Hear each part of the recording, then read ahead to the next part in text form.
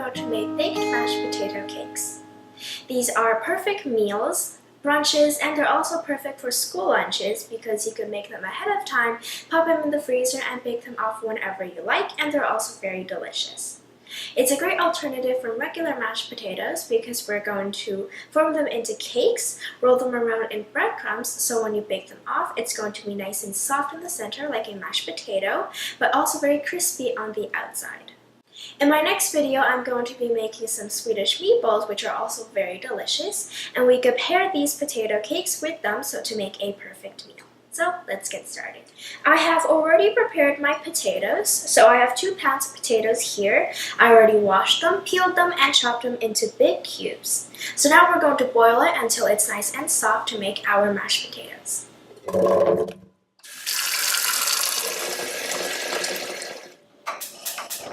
While the potatoes are boiling, we're going to melt some butter in a pan, and we're going to saute the onions until it is nice and soft for around a minute.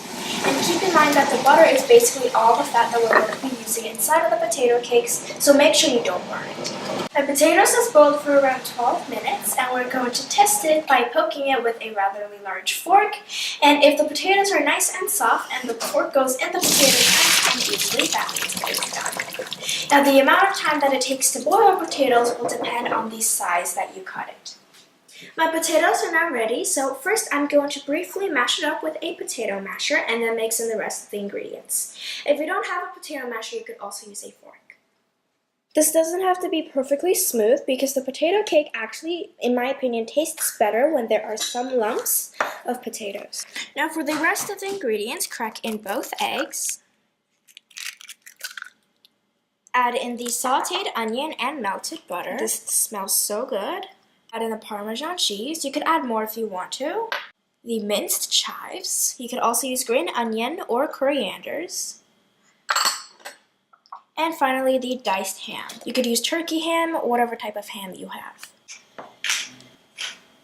And finally, added some salt and pepper for taste. And since the ham and cheese already has salt in it, you don't want to add too much, so around a teaspoon would be nice.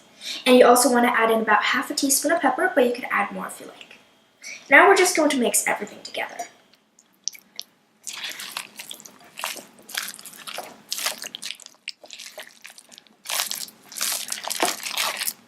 Once everything is nice and evenly distributed, you could give it a taste to make sure there's enough salt and pepper in it. You could add more if you want to. Alright, this mixture is looking good, so we can put it all together.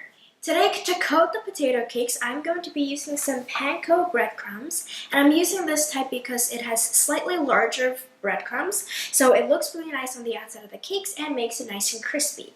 But there are also other alternatives for breadcrumbs like this one, and this is the type that I would usually use inside like a meatloaf or a meatball because it's more fine and you won't taste as much of it, so I wouldn't recommend using that to coat these potato cakes, but instead you might want to use these Panko breadcrumbs. You can also make your own if you like to. You could just store it in the freezer. You're going to need a baking tray, some Panko breadcrumbs of course, and the amount for that may vary. And you also need a ring mold. This is going to form the shape of the cake. I like to use a ring mold that's nice and tall. This way it's quite a thick cake instead of just a really flat one like a cookie. I'm using a ring mold that's 4.5 centimeters in height and 6 centimeters in diameter. And finally, you'll need an ice cream scoop to measure out the amount of potato mixture that you're putting into the ring mold.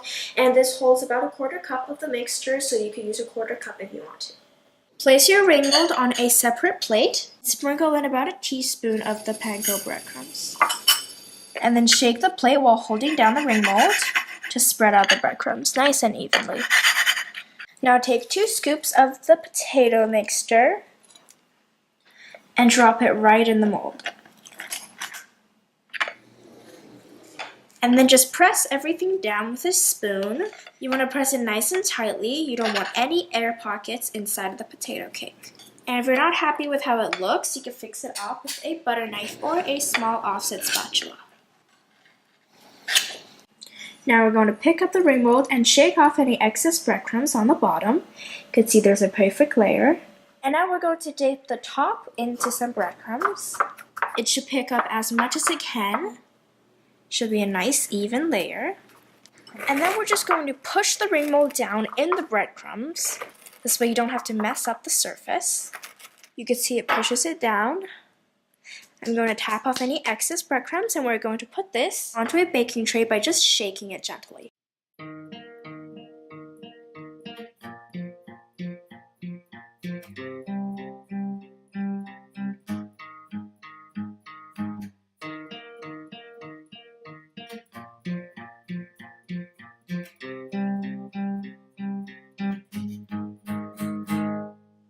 I used up all of my potato mixture. I made 10 in total today, but the amount that you make will depend on the size of your ring mold. So now I'm going to bake this off in the oven preheated at 400 degrees Fahrenheit until it is golden brown on top and nice and crispy.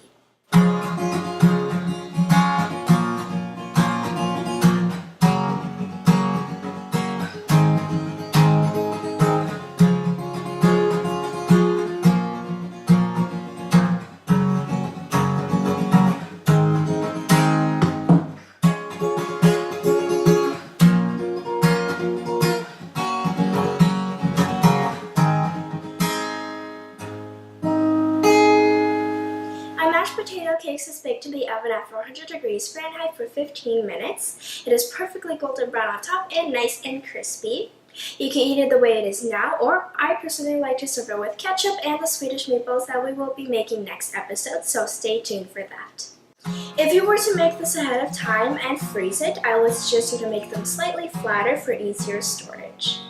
These are a very fancy dinner. Even though they're just mashed potatoes, it makes it look so much fancier and a great alternative from regular mashed potatoes.